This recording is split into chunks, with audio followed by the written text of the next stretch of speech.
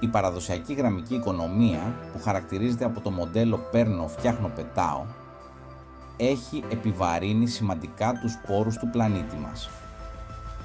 Αντίθετα, η κυκλική οικονομία παρουσιάζει μια ελκυστική εναλλακτική λύση, δίνοντας έμφαση στη μείωση, την επαναχρησιμοποίηση και την ανακύκλωση των υλικών, ώστε να ελαχιστοποιούνται τα απόβλητα και να μεγιστοποιείται η αποδοτικότητα των πόρων.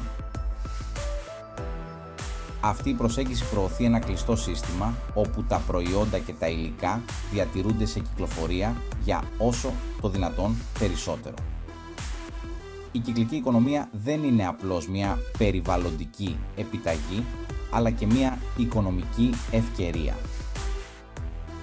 Με τη μετάβαση σε ένα κυκλικό μοντέλο, χώρες όπως η Ελλάδα μπορούν να ανοίξουν νέους δρόμους για την καινοτομία και την αειφόρο ανάπτυξη. Η Ελλάδα, όπως και πολλές άλλες χώρες, αναγνωρίζει ολοένα και περισσότερο τη σημασία της μετάβασης σε μια κυκλική οικονομία. Ενώ η χώρα αντιμετωπίζει προκλήσεις όσον αφορά τη διαχείριση των αποβλήτων και την αποδοτικότητα των πόρων, υπάρχουν ενθαρρυντικά σημάδια προόδου.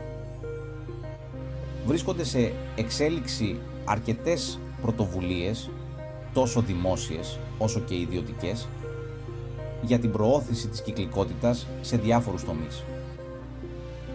Για παράδειγμα, η Ελλάδα έχει εφαρμόσει πολιτικές που αποσκοπούν στη μείωση της κατανάλωσης πλαστικών σακουλών και στην προώθηση της ευθύνης του παραγωγού, καθιστώντας τους κατασκευαστές υπεύθυνους για ολόκληρο τον κύκλο ζωής των προϊόντων τους. Παράλληλα, αναδύονται πολλές νεοσύστατες επιχειρήσεις και επιχειρήσεις με καινοτόμες λύσεις για τη μείωση, την ανακύκλωση και την αναβάθμιση των αποβλήτων. Η εκπαίδευση παίζει καθοριστικό ρόλο στην προώθηση μιας κοινωνικής στροφής προς μια κυκλική οικονομία. Ενσωματώνοντας τις αρχές της κυκλικής οικονομίας στα σχολικά προγράμματα σπουδών, μπορούμε να δώσουμε στις μελλοντικές γενιές τα εφόδια να γίνουν συνειδητοποιημένοι καταναλωτές και υπεύθυνοι πολίτες. Η εκπαίδευση των μαθητών σχετικά με τη διαχείριση των αποβλήτων, την ανακύκλωση και τις περιβαλλοντικές επιπτώσεις των επιλογών τους θα είναι ζωτικής σημασίας για τη διαμόρφωση της συμπεριφοράς και της λήψης αποφάσεων. Επιπλέον, τα προγράμματα επαγγελματικής κατάρτισης μπορούν να εξοπλίσουν τα άτομα με τις δεξιότητες και τις γνώσεις που απαιτούνται για να ευδοκιμήσουν σε μια κυκλική οικονομία. Αυτό περιλαμβάνει τομείς όπως η επισκευή και συντήρηση, η ανακατασκευή και ο οικολογικός σχεδιασμός, οι οποίοι αναμένεται να γνωρίσουν σημαντική αύξηση της ζήτησης. Τέταρτον, πρακτικά βήματα προς έναν κυκλικό τρόπο ζωής. Η μετάβαση σε μια κυκλική οικονομία δεν αποτελεί μόνο ευθύνη των κυβερνήσεων και των επιχειρήσεων, και τα άτομα έχουν καθοριστικό ρόλο να διαδραματίσουν.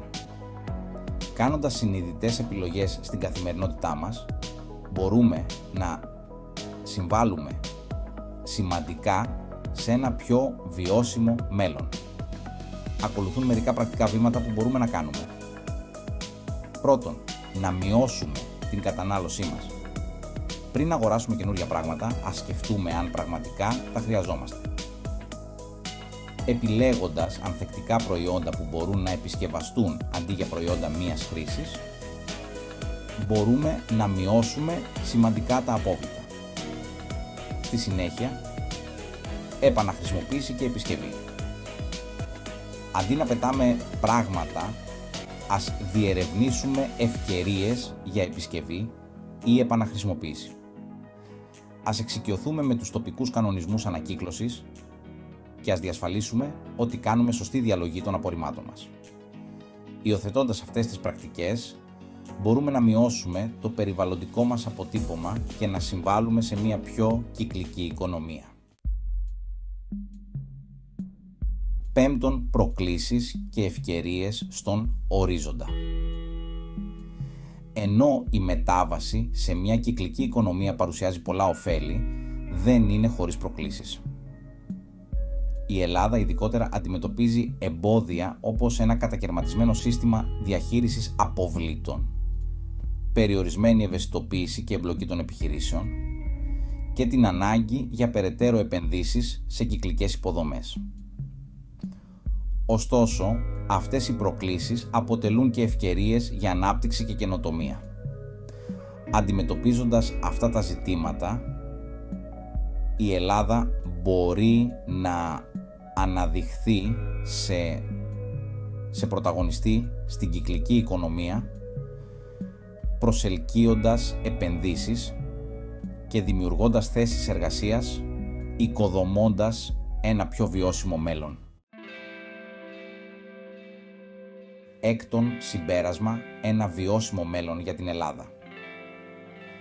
Η κυκλική οικονομία προσφέρει ένα ελπιδοφόρο όραμα για ένα πιο βιώσιμο και ευήμερο μέλλον για την Ελλάδα. Υιοθετώντας τις αρχές της κυκλικότητας, επενδύοντας στην καινοτομία και ενθαρρύνοντας τη συνεργασία μεταξύ όλων των τομέων, η Ελλάδα μπορεί να αξιοποιήσει τις δυνατότητες αυτού του μετασχηματιστικού μοντέλου. Μέσα από συλλογική δράση και κοινή δέσμευση για βιωσιμότητα, μπορούμε να ανοίξουμε το δρόμο για μια πιο πράσινη, πιο ανθεκτική και κυκλική Ελλάδα.